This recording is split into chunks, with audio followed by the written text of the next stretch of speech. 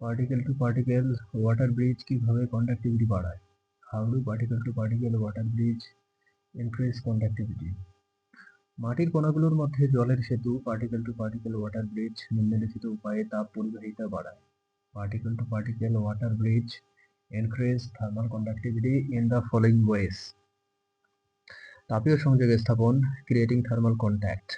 শুষ্ক অবস্থায় মাটির কণাগুলোর মধ্যে সরাসরি সংযোগ কম থাকে এবং বায়ু দ্বারা বিচ্ছিন্ন থাকে। বায়ু তাপের কুপরিবাহী হওয়ায় এটি তাপের স্থানান্তরকে বাধা দেয়।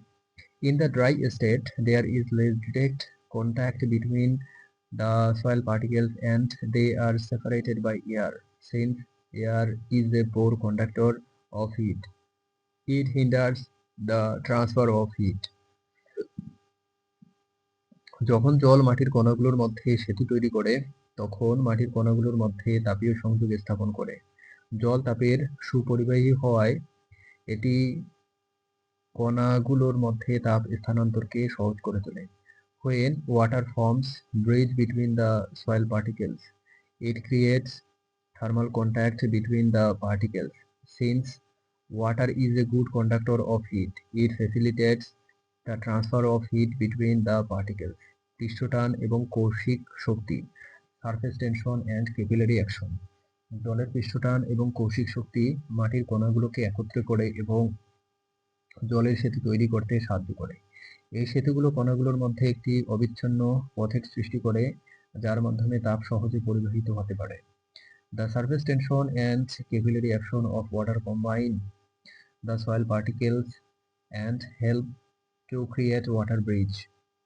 This bridge creates a continuous path between the particles through which heat can be easily transferred. Kaushik শক্তি জলের অণুগুলোকে মাটির ছোট ছোট ছিদ্রের মাধ্যমে আকর্ষণ করে যা কণাগুলোর মধ্যে সংযোগ স্থাপন করে। Capillary action attacks water molecules through the small pores of the soil which creates connections between the particles. তাপীয় পরিবাহিতা বৃদ্ধি increasing thermal conductivity. জলের সেতুগুলো তাপীয় পরিবাহিতা বৃদ্ধি করে কারণ জলে তাপ পরিবাহিতা বায়ুর চেয়ে অনেক বেশি। এর ফলে কণাগুলোর মধ্যে তাপ দ্রুত স্থানান্তরিত হতে পারে।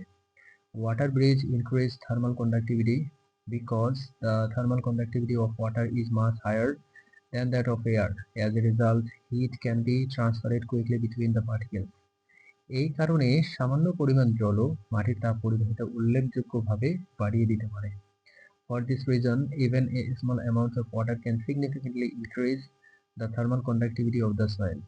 তাপের সুষম বিতরণ uniform hit distribution.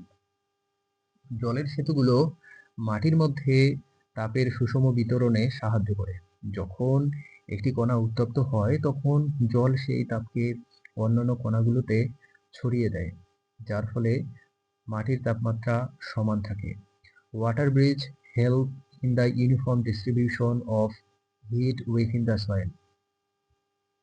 When one particle is heated, water is spread that heat to other particles, which keeps the soil temperature even. এই প্রক্রিয়া মাটির তাপমাত্রা নিয়ন্ত্রণে এবং উদ্ভিদের শিকড়কে অতিরিক্ত গরম বা ঠান্ডা হওয়া থেকে রক্ষা করতে সহায়ক। This process is helpful in controlling soil temperature and protecting plant roots from overheating or cooling. সংক্ষেপে জলের সেতুগুলো মাটির কণাগুলোর মধ্যে তাপীয় সংযোগ স্থাপন করে পৃষ্ঠটান ও কৌশিক শক্তির মাধ্যমে কণাগুলোকে একত্রিত করে এবং তাপ পরিবাহিতা বৃদ্ধি করে মাটির সামগ্রিক তাপ ব্যবস্থাপনাকে উন্নত করে। In short, water bridge improve the overall heat management of soil by establishing thermal connections between soil particles, combining particles through surface tension and capillary action, and increasing thermal conductivity.